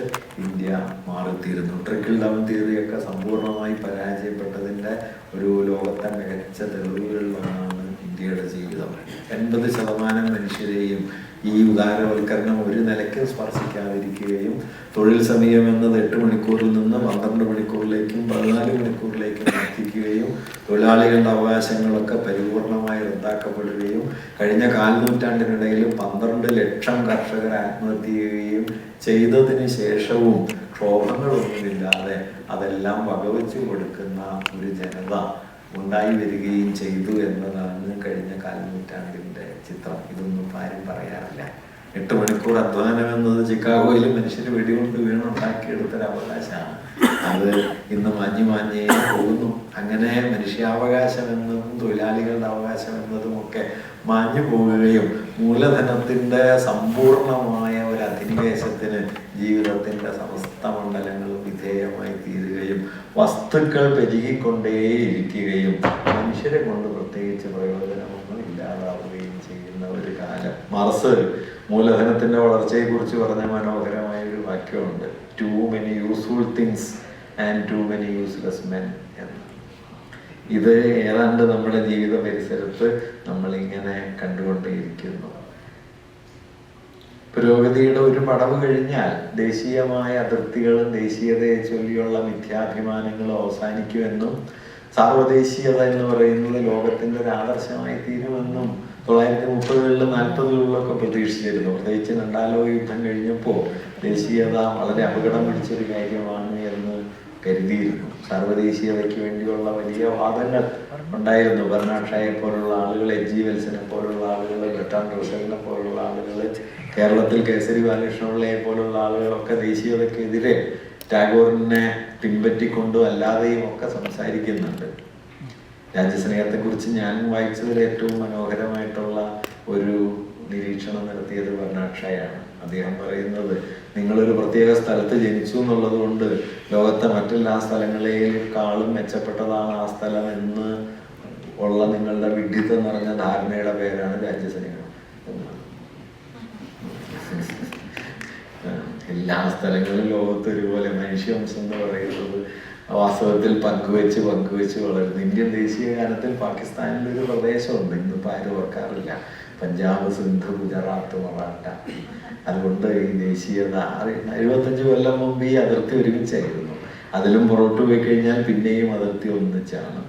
NV കൃഷ്ണനായർ പറയും, നമ്മുടെ മഹാബലി എന്ന ബലി സങ്കല്പം പ്രാചീന ഇറാഖില്, അന്നത്തെ മെസൊപ്പൊട്ടോമിയ, പ്രാചീന ഇറാഖിലെ ചക്രവർത്തിമാരുടെ ഭരണപരമ്പരയുടെ സ്ഥാനപ്പേരാണ് ബലി എന്ന് അദ്ദേഹം പറയുന്നുണ്ട്. ബലി എന്ന സ്ഥാനപ്പേരുള്ള 14 ചക്രവർത്തിമാരിൽ നിനേവ എന്നു പേരായ ഒരു നഗരം ആസ്ഥാനമാക്കി മെസൊപ്പൊട്ടോമിയ പ്രാചീന അസീറിയ ഭരിച്ചിരുന്നു. ആ ബലി സങ്കല്പത്തിന്റെ ഏതോ ഓർമ്മയാണ് നമ്മുടെ മഹാബലി എന്നാണ് അദ്ദേഹം പറയുക. അതിനൊരു തെളിവായിട്ട് അദ്ദേഹം കൊണ്ടുവരുന്ന, പലരും ചൂണ്ടിക്കാണിച്ചിട്ടുള്ളതാണ്, നമ്മൾ ഈ തിരുവോണനാളിലുണ്ടാക്കുന്ന ഓണപ്പടം ഉണ്ടല്ലോ, ഒരു ചതുരത്തിട്ടിട്ട് അതിൻ്റെ മുകളിൽ ചെറിയ ചതുരത്തിട്ടിട്ട് മുകളിലേക്ക് കോർത്തു വന്ന് ഒരു തൃക്കാക്കരയപ്പനെ വെച്ച് ഉണ്ടാക്കുന്ന ഓണപ്പടവുകളുടെ അതേ പാറ്റേൺ ആണ് പ്രാചീന ഹിറ്റൈറ്റുകാർ മരിച്ചവർക്കുണ്ടാക്കുന്ന സ്മാരകങ്ങൾ, സിഗുറാത്തുകൾക്കുള്ളത്. അപ്പൊ ഹിറ്റൈറ്റ് ജനത ആയിരക്കണക്കിന് വർഷങ്ങൾക്ക് മുമ്പ് ഉണ്ടാക്കിയ മരണാനന്തര സ്മാരകങ്ങളാണ് വാസ്തവത്തിൽ തിരുവോണനാളിൽ വീട്ടുമുറ്റത്ത് നമ്മളും ഒരുക്കുന്നത്. മനുഷ്യവംശം ഇങ്ങനെ പങ്കുവച്ചിരിക്കുന്നു. കേസരി പറഞ്ഞൊരു മനോഹരമായ വാക്യമുണ്ട്: ഐതിഹ്യങ്ങളുടെ തോണിയിൽ കയറി സഞ്ചരിച്ചാൽ അത് നിങ്ങളുടെ കടവിൽ അടുക്കുന്നതിന് മുമ്പ് പല കടവുകളിലും അടുത്തിരുന്നു എന്ന് കാണാൻ കഴിയും. അല്ലാതെ നമ്മുടെ കടവിലേക്ക് മാത്രമായിട്ട് ഒരു ഐതിഹ്യവും പുറപ്പെടുന്നില്ല, ഒരു തോണിയും പുറപ്പെടുന്നില്ല. അതുകൊണ്ട് നമ്മുടെ ഓണം വാസ്തവത്തിൽ വേറെ എവിടെയെങ്കിലും പുറപ്പെട്ടതാകാം. അത് ശരിയാണോ എന്നുള്ളതിൽ തർക്കമൊക്കെ ഉണ്ട് കേട്ടോ. എങ്കിലും ശരിയായ നല്ലതാണ് എന്ന് കരുതുന്ന ഒരാളാണ് ഞാൻ. അങ്ങനെയാണെന്ന് വെച്ചാൽ മഹാബലി സദ്ദാം ഹുസൈൻ്റെ പഴയ മുത്തച്ഛനായിട്ട് വരും. അതെന്തൊരു വലിയ ആശയമാണ്. അപ്പൊ പിന്നെ നമ്മൾ അവർന്നൊക്കെ പറയുന്നതിൽ വാസ്തവത്തിൽ ഇല്ല കേട്ടോ. കാരണം കാൽമടമ്പിൽ അമ്പുകൊണ്ട് മരിച്ച കൃഷ്ണനെ പോലെ കാൽമടമ്പിൽ അമ്പുകൊണ്ട് മരിച്ച ആളായിരുന്നു അക്കിലസ്. യമുനയെ വഴിമാറ്റി ഒഴുക്കിയ ഹെർക്കുലീസിനെ പോലെ ഇവിടെയും നദിയെ വഴിതിരിച്ചു വിട്ട ഒരു ബലരാമൻ ഉണ്ടായിരുന്നു. ഉച്ചവരെ കല്ലുരുട്ടി മുകളിൽ കയറ്റി താഴേക്ക് ഉരുട്ടി വിട്ട് ചിരിച്ച നാറാണത്തെ ഭ്രാന്തനെ പോലെ ഒരു ഭ്രാന്തൻ ഗ്രീക്ക് പുരാണത്തിലുണ്ട്. അയാളുടെ പേര് സിസിഫിസ് എന്നാണ്. മകനെ ഉളിയെറിഞ്ഞു വന്ന ആശാരിയും യവന പുരാണത്തിലുണ്ട്. നമ്മുടെ നാലുകെട്ടിന്റെ പഠിപ്പുര ആദ്യം ഉണ്ടാക്കിയത് ചൈനക്കാരാണ്. കേരളത്തിലെ നായർ സ്ത്രീകൾ കൊണ്ട കെട്ടുക എന്ന് പറയുമല്ലോ, വട്ടത്തിൽ മുടികെട്ടുക, അത് ചൈനീസ് കേശാലങ്കാര രീതിയിൽ നിന്ന് വന്നതാണ്. അതുകൊണ്ട് തിരുവാതിര കളിക്കുമ്പോൾ ചൈനയും കൂടെ കളിക്കുന്നുണ്ട് എന്നതാണ് ഒരു വസ്തുത. ഇത് നമ്മൾ അറിയാത്തത് കൊണ്ട് ഇതെല്ലാം നമ്മുടേതാണ് എന്ന് കരുതും, അത്രയേ ഉള്ളൂ. പണ്ട് വിജയൻ മാഷ് പറയുന്നൊരു മനോഹരമായ ഒരു വാക്യമുണ്ട്, അമ്പിളി നമ്മുടെ മാനത്താണ് ഉദിച്ചതെന്ന് പറയാൻ എല്ലാവർക്കും അവകാശമുണ്ട്. എപ്പോൾ വരെയാണെന്ന് വെച്ചാൽ അപ്പുറത്തെ പറമ്പിൽ പോയി നോക്കുന്നത് വരെയാണ്. നോക്കിയാൽ അവിടെയും ഉണ്ട്, നോക്കാതിരിക്കുന്നതിന്റെ പേരാണ് രാജ്യസ്നേഹം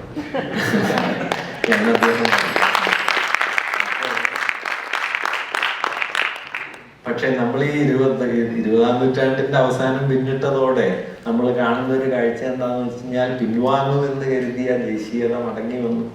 ദേശീയതയുടെ അതിർത്തികളൊക്കെ പ്രബലമായി. രാജ്യസ്നേഹമാണ് നിങ്ങൾ ജീവിക്കാൻ യോഗ്യനാണോ അല്ലയോ എന്ന് തീരുമാനിക്കുന്നതിൻ്റെ മാനദണ്ഡം എന്ന് വന്നു. ആ രാജ്യസ്നേഹമാകട്ടെ മതത്തെ കൊണ്ടും അതുപോലെ വർഗീയതയുടെ മുദ്രകൾ കൊണ്ട് നിർണയിക്കപ്പെടുന്നതാണ് എന്ന് വന്നു. മനുഷ്യനെന്ന പൊതുമാനദണ്ഡം വളരെ വളരെ ക്ഷീണിതമായി. നിങ്ങൾ ഒരു മതത്തിൽപ്പെട്ട ആളാണെങ്കിൽ നിങ്ങളെ തല്ലിക്കൊല്ലാവുന്നതാണ് എന്ന് ഇന്ത്യയിലെ നാട്ടുനടപ്പ് പോലെയായി മാറിത്തീർന്ന ഒരു കാലത്ത് നാം ഗാന്ധിയെക്കുറിച്ചും ദേശീയതയെക്കുറിച്ചും ആധുനിക ഇന്ത്യയെക്കുറിച്ചും കൂടുതൽ ഓർമ്മിക്കാൻ നിർബന്ധിതരായി തീരുന്ന ഒരു കാലമാണ് ഇപ്പോഴത്തേത്. അതുകൊണ്ട് ഞാനിത് വളരെ വിസ്തരിച്ച് പറയാൻ വകയുള്ളൊരു വിഷയമാണ്. നമുക്കതിന് സമയമില്ലാത്തതുകൊണ്ട് ഞങ്ങളുടെ നാട്ടിലൊരു ചൊല്ലുള്ള എന്താന്ന് വെച്ചാൽ, മരിച്ചാലും മരിച്ചില്ലെങ്കിൽ 5 മണിക്ക് ശവം എടുക്കുന്നു. അപ്പൊ അതുപോലെ നമുക്കിതിപ്പോ തീർക്കേണ്ടതുള്ളതുകൊണ്ട് ഞാൻ അതിന്റെ വിശദാംശങ്ങളിലേക്ക് കടക്കുന്നില്ല. അതുകൊണ്ട് നമ്മൾ എന്താണോ ഞാൻ പറഞ്ഞു തന്നെ എന്താണെന്ന് വെച്ച് കഴിഞ്ഞാൽ, ഇന്ത്യൻ ദേശീയതയ്ക്ക് അടിസ്ഥാനപരമായിട്ടുണ്ടായിരുന്ന ഒരു മികവ് അത് യൂറോപ്യൻ നാഷണലിസത്തിൽ നിന്ന് വളരെ വ്യത്യസ്തമായിരുന്നു. അതൊട്ടും എക്സ്ക്ലൂസീവ് ആയിരുന്നില്ല, അത് ഹൈലി ഇൻക്ലൂസീവ് ആയിരുന്നു. ഇന്ത്യയിലെ ദേശീയത വന്നത് ആന്റി ഇമ്പീരിയൽ സ്ട്രഗിളിലൂടെയാണ്. അതിൽ ചേർന്ന് നിന്ന് എല്ലാ മനുഷ്യരും ചേർന്നുണ്ടായ ഒരു ഐക്യബോധമായിരുന്നു ഇന്ത്യൻ ദേശീയതയുടെ അടിസ്ഥാനം. അല്ലാതെ ഇന്ന ഭാഷ സംസാരിക്കുന്നവർ, ഇന്ന മതത്തിൽപ്പെട്ടവർ ആയിരുന്നില്ല. അതൊട്ടും ഇമ്പീരിയലിസ്റ്റിക് ആയിരുന്നില്ല, അത് ഫ്രക്റ്റേണൽ ആയിരുന്നു. ലോകമെമ്പാടും നടന്ന സാമ്രാജ്യ വിരുദ്ധ പോരാട്ടങ്ങളോട് സാഹോദര്യം പുലർത്തിക്കൊണ്ടാണ്, അല്ലാതെ ലോകം വെട്ടിപ്പിടിക്കാൻ യൂറോപ്പ് നടത്തിയ ശ്രമങ്ങളിൽ പങ്കുചേർന്നുകൊണ്ടല്ല ഇന്ത്യൻ ദേശീയത വികസിച്ചു വന്നത്. മൂന്നാമത്തെ കാര്യം, ഇന്ത്യൻ ദേശീയത ഒരിക്കലും ഒരു ശാക്തിക ദേശീയതയായിട്ടല്ല സ്വയം ഭാവന ചെയ്യപ്പെട്ടത്, ഇഗാലിറ്റേറിയൻ ആയിട്ടാണ്. ഗാന്ധിയോട് സ്വാതന്ത്ര്യത്തിൽ ചോദിക്കുന്നുണ്ട്, ഇന്ത്യൻ ഭരണകൂടം എന്ത് ചെയ്യണം എന്നാണ് അങ്ങ് കരുതുന്നത്? ഗാന്ധിയുടെ വളരെ ചെറിയൊരു ഉത്തരവുണ്ട്, wipe out the tears from the eyes of the common man എന്ന് പറയും. ഈ കോമൺ മാൻ എന്നുള്ളത് ഇന്ന് നമ്മുടെ ആലോചനയുടെ ഒരു പരിധിയിലും ഇല്ലാത്ത വിദൂരതയിലേക്ക് പോയിരിക്കുന്നു. അതുകൊണ്ട് ഒരു ആധുനിക രാഷ്ട്രം എന്ന നിലയിൽ അതിനെ രൂപപ്പെടുത്തിയ നമ്മുടെ അടിസ്ഥാന ആശയങ്ങൾക്ക് വേണ്ടി നിലകൊള്ളുക, ആ ആശയങ്ങളെല്ലാം കൂടി ചേർത്താണ് ഇന്ത്യ എന്ന് പറയുന്നത്.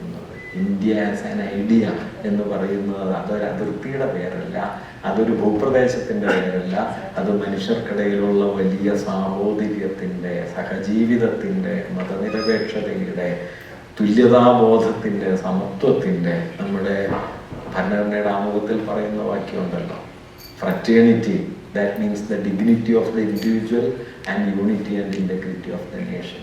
ആ ഫ്രറ്റേണൽ എന്ന് പറയാവുന്ന വലിയൊരു മൂല്യത്തെയാണ് ഇന്ത്യ ഇന്ന് വിഭാവനം ചെയ്തിരുന്നത്. നിർഭാഗ്യവശാൽ അതിൻ്റെ വിപരീത ദശയിൽ ലോകം പൊതുവെ നീങ്ങുന്നൊരു കാലത്താണ് നാം നമ്മുടെ രാജ്യത്തും നിലകൊള്ളുന്നത്.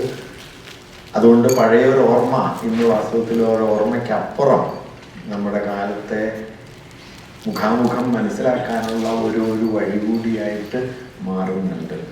അതുകൊണ്ട് നമ്മുടെ ദേശീയതയുടെ ചരിത്രത്തെ, അതിൻ്റെ ആദ്യകാലത്തെ മതാത്മകതയിൽ നിന്ന് എങ്ങനെയാണ് സോഷ്യലിസ്റ്റുകളും കമ്മ്യൂണിസ്റ്റുകളും കർഷകരും തൊഴിലാളികളും ഒക്കെ ചേർന്ന് വലിയൊരു ജനകീയ സമരമുഖമാക്കി വികസിപ്പിച്ചത്, സമത്വം എങ്ങനെയാണ് അതിൻ്റെ അടിസ്ഥാന ആശയമായത്, സാഹോദര്യം എങ്ങനെയാണ് അതിൻ്റെ മൂല്യങ്ങളിൽ പ്രധാനമായത് എന്നൊക്കെ നാം ഓർക്കേണ്ടതുണ്ട്. ഒരു പക്ഷേ ഈ മൂല്യങ്ങളൊക്കെ സമ്പൂർണമായി പരാജയപ്പെട്ടു എന്ന് തോന്നുന്ന ഒരു കാലത്താണ് നമ്മൾ ജീവിക്കുന്നത്. പക്ഷെ പരാജയപ്പെട്ടു എന്ന് തോന്നിക്കുമെങ്കിലും നീതി എന്ന ആശയത്തിന് എല്ലാ കാലത്തും വിലയുണ്ട്. അതുകൊണ്ട് അന്തിമമായ വിജയം ഒരുപക്ഷെ സമ്പൂർണമായ അസാധ്യമാണെങ്കിലും നീതിക്ക് വേണ്ടി നിലകൊള്ളാനായിട്ട് നമുക്ക് കഴിയേണ്ടതുണ്ട് എന്നാണ് ഞാൻ കരുതുന്നത്.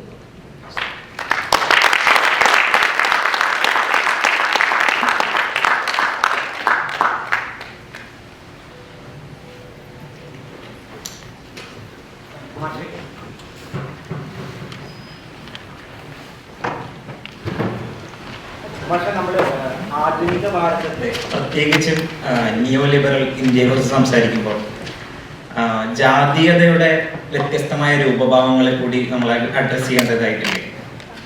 അതിനെക്കുറിച്ചൊന്ന് സംസാരിക്കും. തീർച്ചയായിട്ടുമുണ്ട്. ജാതീയത ഇന്ത്യൻ ദേശീയതയെയും ഇന്ത്യൻ സമൂഹത്തെയും സംബന്ധിക്കുന്ന ഏറ്റവും സുപ്രധാനമായ ഒരു ഘടകമാണ്. ജാതീയതയിലേക്ക് കിടക്കുന്നതോടെ ദേശീയതാ സങ്കല്പത്തിനകത്ത് ഒരുപാട് വിള്ളലുകൾ വീഴുകയും ചെയ്യും. ഒരുപക്ഷെ ഇന്ത്യൻ ദേശീയത എന്ന് പറയുന്നതിൽ ഞാൻ നേരത്തെ പറഞ്ഞല്ലോ, ഇതിനെ ആകമാനം വിശദീകരിക്കാനുള്ള സമയമൊന്നും നമ്മുടെ പക്കലില്ല. ഉള്ള സമയം കൊണ്ടെല്ലാം പറയുക സാധ്യവുമാണ്. ഇപ്പം അംബേദ്കറും ഗാന്ധിയും തമ്മിലുണ്ടായിരുന്ന കോൺഫ്ലിക്റ്റിന്റെ ആധാരം, അംബേദ്കറും ഗാന്ധിയും തമ്മിൽ ആദ്യത്തെ കൂടിക്കാഴ്ച രണ്ടാം വട്ട സമ്മേളനത്തിന് പുറപ്പെടുന്നതിന് തൊട്ട് മുമ്പാണ് ഗാന്ധി ആവശ്യപ്പെട്ടതനുസരിച്ച് അംബേദ്കർ ചെന്ന് കാണുന്നത്. അവർ തമ്മിലുള്ള സംഭാഷണം അവസാന ഘട്ടത്തിലെത്തിയപ്പോൾ ഗാന്ധി അംബേദ്കറോട് പറഞ്ഞു, താങ്കളുടെ ശ്രമങ്ങൾ നമ്മുടെ മാതൃരാജ്യത്തിന്റെ സ്വാതന്ത്ര്യത്തെ തടസ്സപ്പെടുത്തും. അപ്പോൾ ഗാന്ധിയോട് അംബേദ്കർ മറുപടിയായി പറഞ്ഞത്, മിസ്റ്റർ ഗാന്ധി, ഞങ്ങൾക്കൊരു മാതൃരാജ്യമില്ല. We don't have a motherland. അത് ഗംഭീരമായൊരു വാക്യമാണ്. കാരണം വഴി നടക്കാൻ അവകാശമില്ലാത്തവർക്ക്, പൊതുക്കിണറ്റിൽ നിന്ന് വെള്ളം എടുക്കാൻ അവകാശമില്ലാത്തവർക്ക്, കുട്ടികളെ സ്കൂളിൽ പഠിപ്പിക്കാൻ അവകാശമില്ലാത്തവർക്ക്, പകൽ വെളിച്ചത്തിൽ ഇറങ്ങി നടക്കാൻ പോലും അവകാശമില്ലാത്തവർക്ക് ഏതാണ് മാതൃരാജ്യം? അതുകൊണ്ട് മാതൃരാജ്യം നിങ്ങളുടെയാണ്, ഞങ്ങളുടെ അല്ല എന്ന് അംബേദ്കർ ഗാന്ധിയോട് മുഖത്ത് നോക്കി പറഞ്ഞതിൻ്റെ ഫലമായിട്ടാണ് ഗാന്ധി ദേശീയ പ്രസ്ഥാനത്തിന്റെ പ്രധാനപ്പെട്ട പരിഗണനകളിലേക്ക് ഐത്തോച്ചാരണത്തെ പിന്നീട് കൂട്ടിച്ചേർക്കുന്നത്. പൂനെ പാക്റ്റും പിന്നീടുള്ള സംഘർഷങ്ങൾ ഇതൊരു പ്രശ്നമാണ്. ഇന്ത്യയിലെ സ്വാതന്ത്ര്യം എന്ന് പറഞ്ഞാൽ എന്താണ്? അത് ബ്രിട്ടീഷുകാരിൽ നിന്നുള്ള സ്വാതന്ത്ര്യമാണോ, ജാതിയിൽ നിന്നുള്ള സ്വാതന്ത്ര്യമാണോ? ഇന്ത്യയിൽ ജാതിവർദ്ധനത്തിനിടയായ മുഴുവൻ മനുഷ്യരെ സംബന്ധിച്ചും ബ്രിട്ടീഷുകാരിൽ നിന്നുള്ള സ്വാതന്ത്ര്യത്തെക്കാൾ എത്രയോ പ്രധാനമായിരുന്നു ജാതിയിൽ നിന്നുള്ള സ്വാതന്ത്ര്യം. ബ്രിട്ടീഷ് ആധിപത്യമൊക്കെ വളരെ ചെറിയതല്ലേ. ലാലാജി ലജ്പത് റായ് അമേരിക്കയിൽ ഇവിടെ വന്ന സമയത്ത് കൊളംബിയ സർവകലാശാലയിൽ അംബേദ്കർ പഠിക്കുന്നുണ്ട്. അംബേദ്കർ അദ്ദേഹം പോയി കാണുന്നുണ്ട്. ഇന്ത്യൻ ദേശീയ പ്രസ്ഥാനത്തിൽ പങ്കുചേരണം, സ്വാതന്ത്ര്യ പ്രക്ഷോഭത്തിൽ പങ്കാളിയാവണമെന്ന് ലജ്പത് റായ് അംബേദ്കറോട് പറഞ്ഞു. അപ്പൊ അംബേദ്കർ അദ്ദേഹത്തോട് പറഞ്ഞ മറുപടി, 150 കൊല്ലക്കാലം ബ്രിട്ടീഷുകാരെ നിങ്ങളെ ഭരിച്ചപ്പോൾ നിങ്ങൾക്ക് സഹിക്കാൻ പറ്റുന്നില്ല, 2000 കൊല്ലമായിട്ട് നിങ്ങൾ ഞങ്ങളെ ഭരിച്ചുകൊണ്ടിരിക്കുകയാണ്, അപ്പോഴോ എന്ന് ചോദിച്ചു. അതുകൊണ്ട് നിങ്ങളുടെ സമരത്തിലൊന്നും ഞാനില്ല എന്ന് പറഞ്ഞ് അംബേദ്കർ ലജ്പത് റായെ മടക്കി അയക്കുന്നുണ്ട്. അതുകൊണ്ട് അതൊരു റിയൽ ഇഷ്യൂ ആണ്. ആ ഇഷ്യൂ പരിഹരിക്കാനുള്ള ചില ശ്രമങ്ങൾ ദേശീയ പ്രസ്ഥാനത്തിനുള്ളിലുണ്ടായിരുന്നു. അത് പൂർത്തിയായോ ഫലപ്രദമായോ എന്നുള്ളതൊക്കെ സംശയകരമാണ്. അതായത് ഇതിലേതാണ് വേണ്ടതെന്നുള്ളൊരു ചോദ്യം വാസ്തവത്തിൽ നമുക്ക് സുനിശ്ചിതമായി ഉത്തരം പറയാൻ പറ്റില്ല. അതായത് ബ്രിട്ടീഷുകാർ തുടരുന്നതായിരുന്നു ശരി? നിശ്ചയമായിട്ടും അല്ല. കാരണം ജാതി എന്ന സമ്പ്രദായത്തിന്റെ ഭൗതിക അടിസ്ഥാനങ്ങളിലൊന്നായ ജന്മിത്വത്തെയും മധ്യകാല നാടുവാഴിത്വത്തെയും അല്പം പോലും തകർക്കാൻ ബ്രിട്ടീഷ് ഭരണകൂടം ഇവിടെ ശ്രമിച്ചിട്ടില്ല. മറിച്ച് തങ്ങൾക്ക് വേണ്ടി ചുങ്കം പിരിക്കുന്ന ഇടനിലപ്പണിക്കാരായി ജന്മിത്വത്തെയും രാജവാഴ്ചയെയും നാടുവാഴിത്വത്തെയും നിലനിർത്തുകയാണ് ചെയ്തത്. അതുകൊണ്ട് ബ്രിട്ടീഷ് ബൂർഷ്വാസിയെ മനസ്സിലാക്കുന്നത് പോലെ, ബ്രിട്ടീഷ് മുതലാളിത്തത്തെ മനസ്സിലാക്കുന്നത് പോലെ ഇന്ത്യൻ ബൂർഷ്വാസിയെയോ കൊളോണിയൽ ഭരണകൂടത്തെയോ മനസ്സിലാക്കിയിട്ട് കാര്യമില്ല. കൊളോണിയൽ ഭരണകൂടം ഇന്ത്യയിലെ ജാതി ജന്മി മേധാവിത്വത്തിന്റെ സംരക്ഷകരായിട്ടാണ് നിലനിന്നത്. അപ്പുറത്ത് സ്കൂൾ പണിതു എന്നുള്ളത് ശരിയാണ്, റെയിൽവേ കൊണ്ടുവന്നു എന്നുള്ളത് ശരിയാണ്, പൊതു നിയമങ്ങൾ ഉണ്ടാക്കി എന്നുള്ളത് ശരിയാണ്, അത്ര തന്നെ ശരിയാണ് ജന്മിത്വത്തെ അവർ പിന്തുണച്ചു എന്നതും. അതുകൊണ്ട് ഇന്ത്യയിലെ കൊളോണിയലിസം അംബേദ്കറേറ്റുകളും മറ്റും കരുതുന്നത് പോലെ ഏകമുഖമായി ജാതി വിരുദ്ധമായിരുന്നു എന്ന് പറയുന്നത് ശരിയല്ല. ജാതി വിരുദ്ധമായ ഒരാസ്പെക്ട് അതിനകത്തുണ്ട്. ജാതിയുടെ ഭൗതികാധാരങ്ങളെ സംരക്ഷിക്കുന്ന മറ്റൊരു തലവും അതിനകത്തുണ്ട്. അതുകൊണ്ട് ബ്രിട്ടീഷ് ഭരണത്തിനെതിരായ സമരം കൂടി മാത്രമല്ല, ഇപ്പൊ പലരും ചൂണ്ടിക്കാണിക്കാറുള്ള കാര്യമുണ്ട്, 18-ാം നൂറ്റാണ്ടില് ലോക മാർക്കറ്റിന്റെ 24-25% ഇന്ത്യ കൈകാര്യം ചെയ്തിരുന്നു എങ്കിൽ ബ്രിട്ടീഷുകാർ ഇന്ത്യ വിട്ടുപോകുന്ന സമയത്ത് ലോക കമ്പോളത്തിന്റെ 1.3% ഇന്ത്യയുടെ പങ്കായിട്ട് ഉള്ളത്. അത്ര ഭീമാകാരമായ കൊള്ളമുതലെല്ലാം പുറത്താണ് വാസ്തവത്തിൽ ഈ നാഗരികതയൊക്കെ ഉണ്ടായത്. അതുകൊണ്ടാണ് മാർക്സ് പിന്നീട് പറഞ്ഞത്, നഗ്നമായ രക്തമുത്തരല്ലാതെ യാതൊന്നും കൊളോണിയലിസം ഇന്ത്യക്ക് സംഭാവന ചെയ്തില്ല എന്ന് പറയുന്നത്. അതുകൊണ്ട് ദേശീയതയുടെ ഈ രണ്ട് പ്രതലങ്ങൾ പ്രധാനപ്പെട്ട ഒരു പ്രശ്നമാണ്. ഗാന്ധി ഒരു 30-കൾക്ക് ശേഷമാണ് ഗാന്ധി ജാതി പ്രശ്നത്തെ ദേശീയതയുമായി കൂട്ടിയിണക്കാൻ ശ്രമിച്ചത്.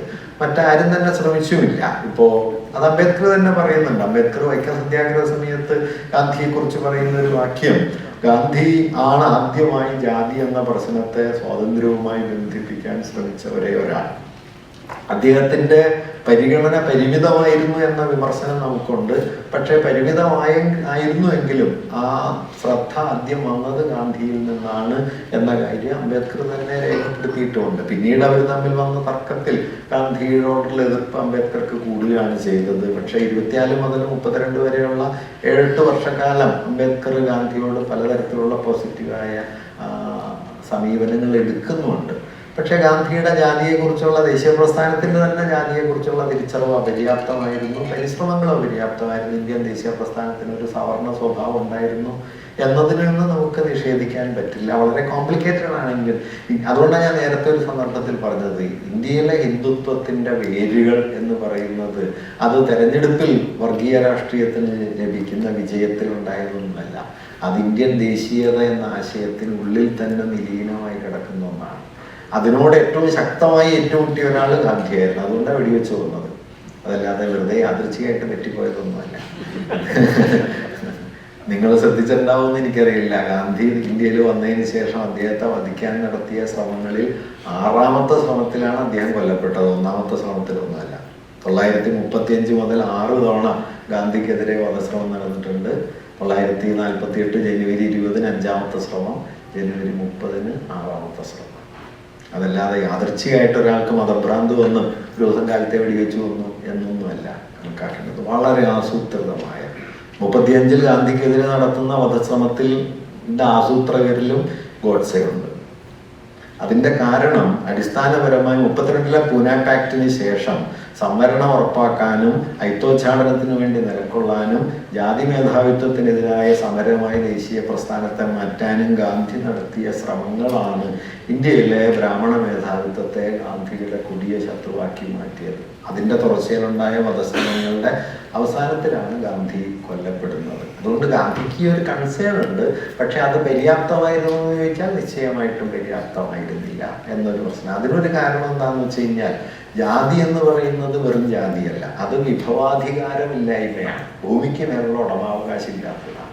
ഭൂമിക്ക് മേലുള്ള ഉടമാവകാശം എന്ന് പറഞ്ഞു കഴിഞ്ഞാൽ ഭൂപ്രഭുക്കളിൽ നിന്ന് ഭൂമി ഏറ്റെടുത്ത് കർഷകർക്ക് വിതരണം ചെയ്യുന്ന ഭൂപരിഷ്കരണത്തിലൂടെ മാത്രമേ ജാതിയുടെ വേര് പറിക്കാൻ പറ്റൂ. അങ്ങനെ ഒരു ശ്രമം, അങ്ങനെ ഒരു നിർദ്ദേശം ഗാന്ധി ഒരിക്കലും മുമ്പോട്ട് വെച്ചിട്ടില്ല.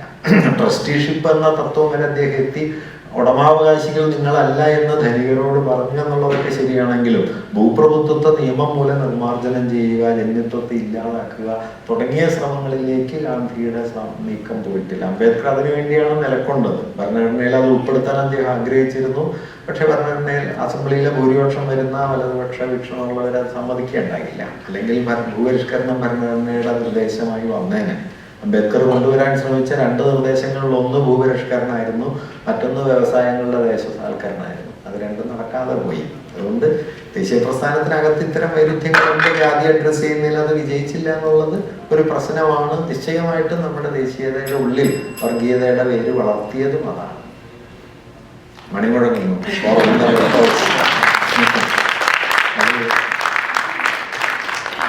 നേരത്തെ ബാലേന്ദ്രൻ പറഞ്ഞ പോലെ പഴയൊരു നോവലിന്റെ ടൈറ്റിലാണെങ്കിലും ഇപ്പോഴും ബാധകമാണ്. For whom the bell ടോൾസ്.